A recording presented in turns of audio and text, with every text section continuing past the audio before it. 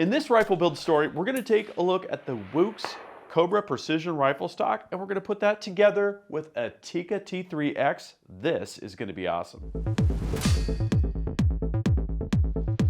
Hey guys, Gavin here from UltimateReloader.com. Always excited to kick off a rifle build, and this one is something special.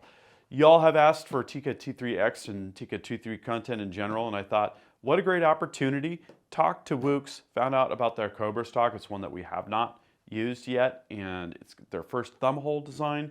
Let's get this out of the box and see what we've got here. So here's the stock, which has some truly exceptional workmanship and details. When you look at some of the texturing on this grip, for instance, it's got that classic Wuchs multi-material, aluminum center section with hardwood on both ends. This is a laminate model here. This is the tiger wood. This is the first time that we've kind of gone off the script with my typical favorite, the walnut and anodized aluminum. I think the tiger wood looks really good. There's multiple finish options available with a lot of these Wuchs stocks, and this should be really cool. Okay, so that is the stock itself. We've also got some parts here. Let's see what's in here. Length of pull spacers. I will probably be installing all of those. Have fairly long arms, so that means long length of pull for me. Okay, so we've got Cobra. We've got a Tikka T3X in 308 Winchester. We upgraded the trigger on this with a Bix'n Andy Dakota, which we will definitely keep for this build. I've got a full-length Arca rail that we're going to use. This has M-lock slots on the bottom, so that's going to be a really easy install. We're going to use the bottom metal and the magazine is the plan. Looks like that's going to fit. The inlet there is for the Tikka T3X bottom metal pattern. We've got lightweight rings from Hawkins Precision. These are really clean, minimal. It's going to keep the weight down a little bit on the rifle so that we can configure it for multiple different purposes. The barrel on this one is really interesting. This is a carbon 6 barrel, and this uses their new electrochemical machining, ECM process. And part of this build for me is to have a first experience shooting one of these ECM barrels and to see how that's going to perform. So what is it going to be? This is a 6.5 millimeter barrel, so we're going to do 6.5 Creedmoor. Part of the tooling here, we've got the reamer that I got based on specs from Dave Manson himself, and that has proven to be a very, very exceptional chamber with multiple rifles built. If you want to check out our insane 6.5 Creedmoor build, the results have been just absolutely phenomenal. We built custom rifles for customers with this reamer. It's really great geometry for the 6.5 Creedmoor. And then when I was looking at doing a Tikka barrel, you know, I'm online, I'm looking at all these horror stories related to getting off factory Tikka barrels, like what we've got here, this 308 barrel. It's turning, and the barrel is not. Okay, this is turning out to be what I thought it might be, you know. And so I reached out to PR Precision up in Canada. They've got this really nice action wrench for Tikka. You can see it's profiled to match the receiver, and it's got this handle that goes on. You can get different heads from PR Precision. So I thought we'd give that a whirl and see how it goes getting this Tikka barrel off. Oh, that did it. So that's kind of the basics of kind of our tooling package and the rifle components. What I'm going to do next is do a little bit of planning, and then we're going to go over to the lathe and start machining the barrel.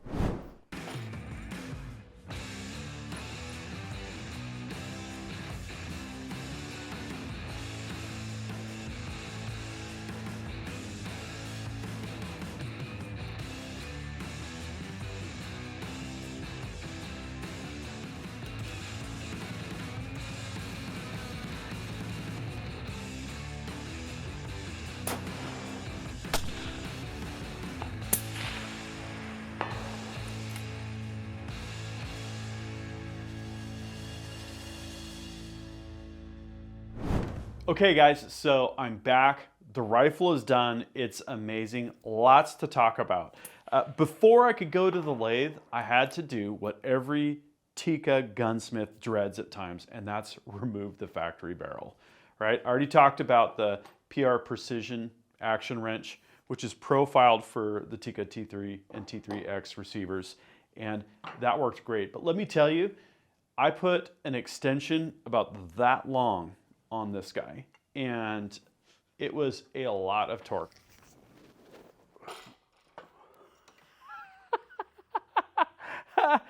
Oh, that did it. Wow. A lot of that challenge was just around the clamping of the barrel shank, to be honest. Say I'm pushing with 100 pounds of force at 3 feet, 36 inches away from the center line. That's 300 foot-pounds of torque, approximately. That is just a total guess.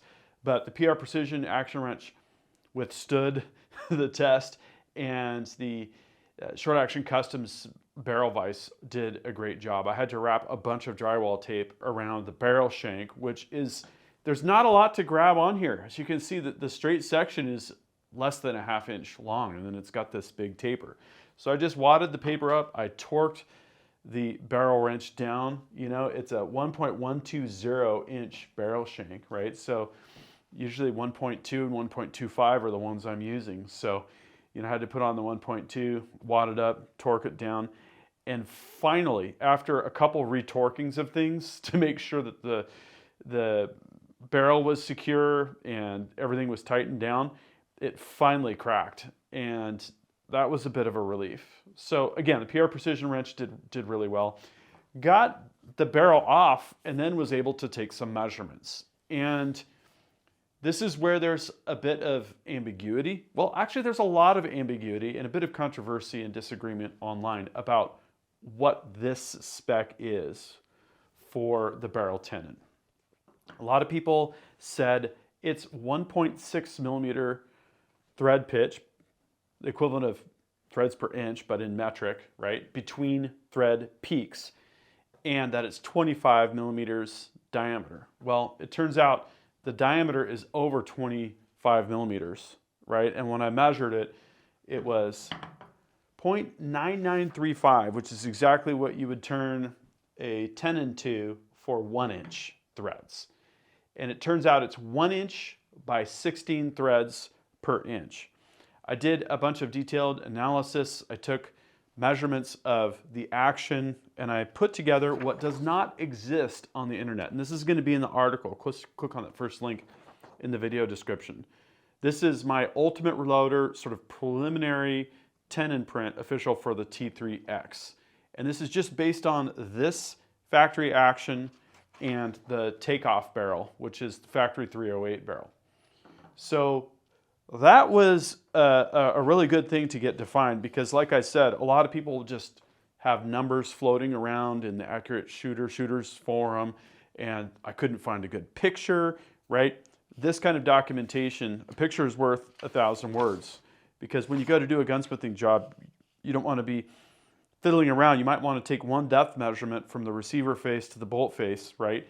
And kind of base things on that, but everything else, if you can have existing information, is totally helpful. Okay, so we had the barrel off, created the tenon print. I worked through my workflow document, and the lathe we're using for this project is the PM1340 GT Ultra Precision All Taiwanese lathe from Precision Matthews.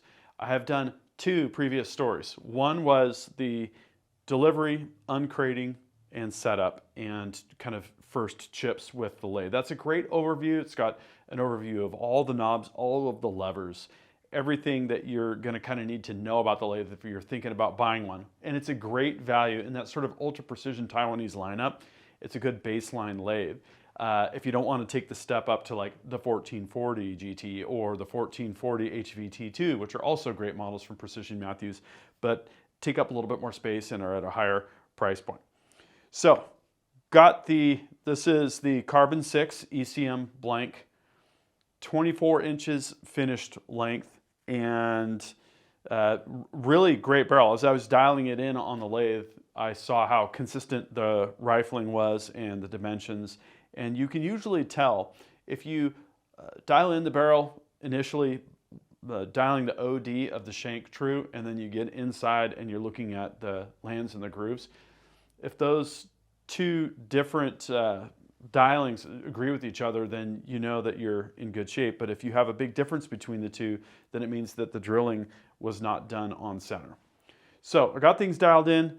I had printed out my checklist for chambering, and I went to work. So this is the third chambering on the PM 1340 GT lathe, just for reference. I did a 6 GT for a customer, and I just did another 6.5 Creedmoor, and then this one, right? So third barrel through the lathe, and so all of the sort of additions to the lathes and enhancements for gunsmithing, the outboard spider, the modification to the side cover, the indicating platform on the side, the tool trays, the tailstock DRO, the rigid reamer holders. A bunch of work went into getting this lathe ready for gunsmithing work, just like on any lathe that you're going to get. And the results were absolutely phenomenal. So, measured the action. That's a part of this tenon print here, right? Installed the barrel, indicated to half thou. Pre-drilled the chamber area, indicated the barrel to 1/10,000th of an inch. That's right in the throat area. Single point reamed the pre-drilled area true, so that when the reamer hits it, it's landing on a nice concentric surface with zero run out. I reamed off the lands in the neck area so that won't induce any chatter at the front end of the reamer. Turned the tenon and thread reliefs. Threaded the tenon. Didn't have to clock the barrel because the barrel did not have to really tilt really at all, which is another sign of quality craftsmanship. Okay, so no clocking necessary. No counter bore on this. That's just a simplification, kind of a nice thing about the Tikka system. I cut the bulk of the chamber, basically 2 depth minus about 25 thousandths of an inch. And when I'm getting close, the way that I'm checking headspace on the lathe is to machine a ring that slips over the threaded portion, like this, putting in the go gauge, and then taking a depth micrometer reading to see what the protrusion is. And I can calculate that in my software and know exactly where we need to be, basically at go, where the go gauge would land, plus 2 thousandths clearance in the chamber. That's kind of a good number that I shoot for. Okay, so did the final headspace check. That's great. Chamfered the chamber entrance. Checked the 0.2 line reference area, which is going to make sure that your base, the base of the chamber, is not oversized. With a pin gauge, that was great. Finished things up and removed the barrel from the lathe. One thing that I want to mention about this kind of work on a Tikka T3 or T3X is that there's sort of a chamfer on the front edge of the receiver where the face is.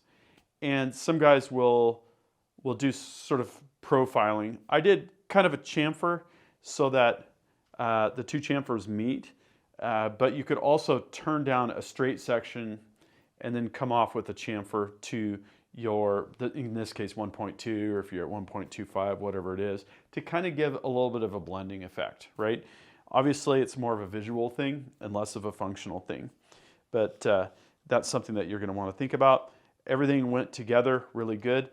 Flipped the barrel in the lathe, did my standard muzzle threading job, which is basically get things indicated down to a couple 10 thousandths of an inch, turn the tenon down. I did cut this on the bandsaw before I put it in the lathe. On smaller lathes, I don't usually part on the lathe.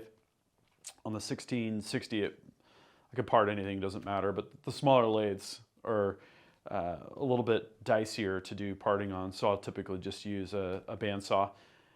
Turn the tenon down, cut the reliefs on both sides. I like to leave a little unthreaded step on the very end so that the suppressor can kind of, or the muzzle brake can line up before the threads engage.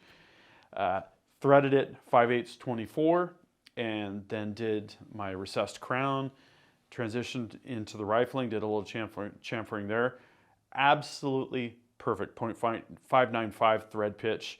That leaves a little bit of tolerance for different threading specs and that sort of thing. So overall, the chambering process and the muzzle threading process, really, really good. I absolutely love the 1340 GT. For a smaller lathe, for this kind of ultra precision chambering work, highly recommend this machine. It is absolutely a gem.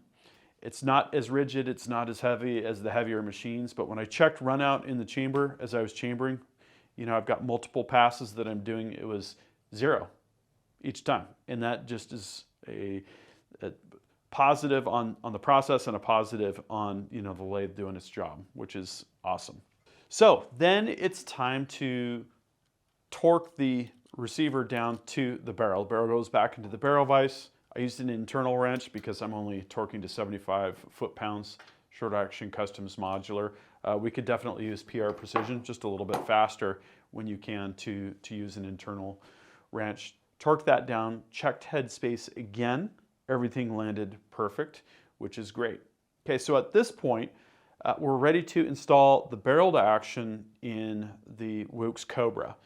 And the Wuchs Cobra, in this case, utilizes the bottom metal from the T3X stock and the magazine, right? So the nice thing about that is you don't have to buy a $200 plus really fancy bottom metal to get your Tikka put into one of these Wuchs stocks like the Cobra.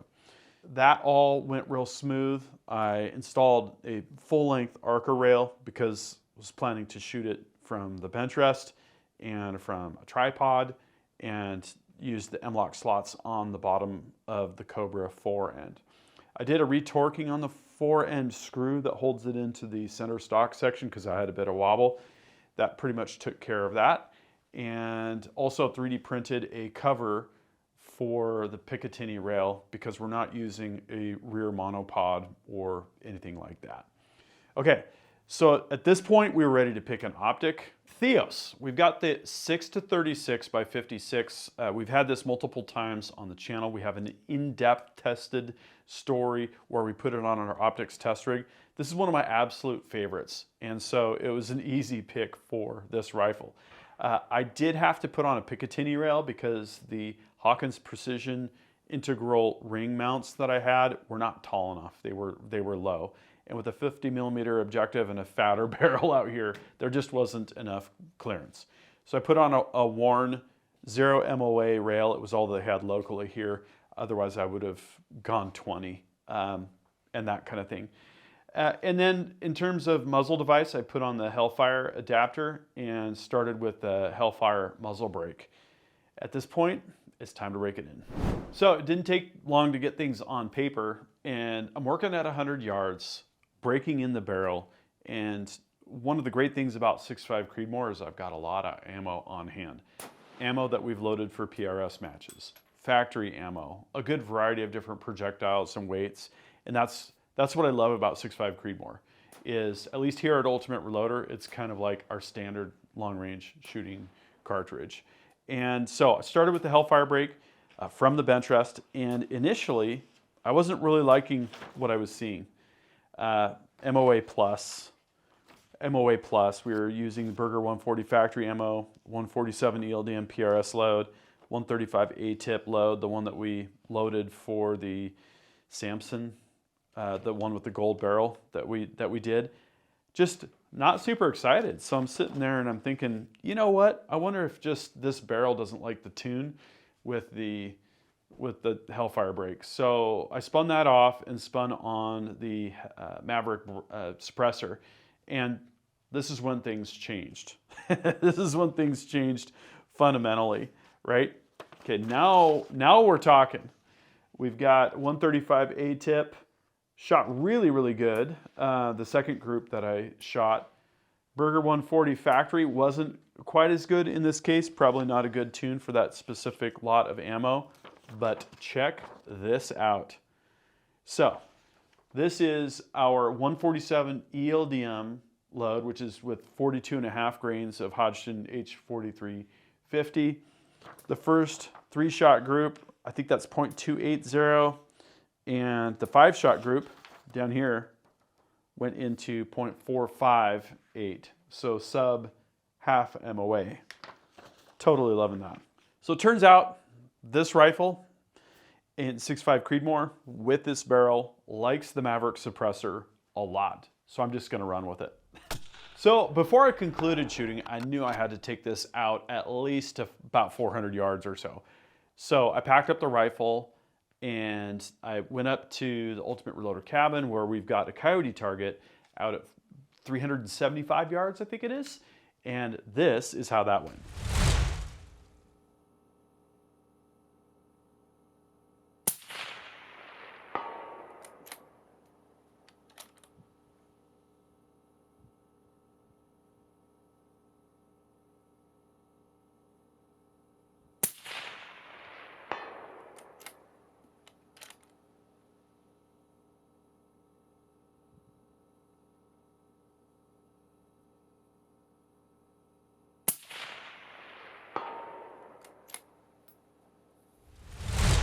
So, absolutely a lot of fun, and with this 147 ELDM load, very confident that this rifle will hammer out at 1,000 plus yards, absolutely no problem. That's the great thing about the 6.5 Creedmoor. Absolutely love the Cobra stock. The thumb hole design is really awesome, just feels good in your hands. It's great to shoot, and it was really fun to finally do a chambering job for the Tikka T3, T3X platform. I've been super curious about this. I thought it was going to be a consideration around metric threading based on what I had read, but no, it's imperial threading. So if you have an imperial lathe, just 1/16, it's about as easy as it could get. And I hope that publishing the information about the tenon print helps you all if you do need to have a barrel spun up, or if you're going to do that yourself in your garage or shop.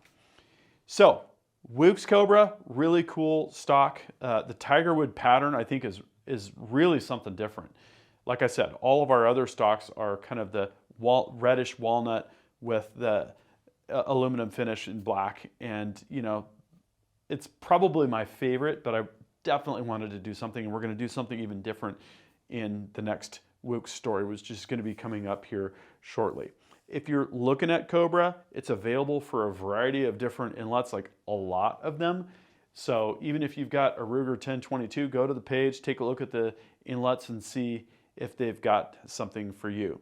Versatile, ergonomic, everything went together nice and clean, and it's just something different, which I think is great. Visually, it's gonna absolutely make a statement no matter where you go, whether you're shooting at the range or hunting in the woods. What I'd like to know is, what did you think about this build? What do you think of Wuchs Cobra? What do you think about the Element Theos scope, the Maverick suppressor, this really awesome carbon 6 barrel? I'm just really happy with how everything came together. I'd love to know what you think. Drop a comment and we'll hang out in the comments section. Thank you very much for watching. That concludes this video, and that means it's time to wrap it up. I hope you enjoyed this video. If you're watching Ultimate Reloader on TV and want to take advantage of free resources, exclusives, and hot deals, just hold your camera phone up to the QR code, tap on the link, fill out the information, boom, you're getting Ultimate Reloader emails. Don't forget to like and subscribe. Also, we're on Facebook, YouTube, Rumble, where we've got unrestricted content, and Instagram. Make sure to follow us on all those channels. Ultimate Reloader also has a commercial solutions division serving law enforcement, the military, and the gun industry. We have some unique capabilities, including a comprehensive suite of recoil testing and evaluation capabilities, trigger profiling, and more. Thanks again for watching.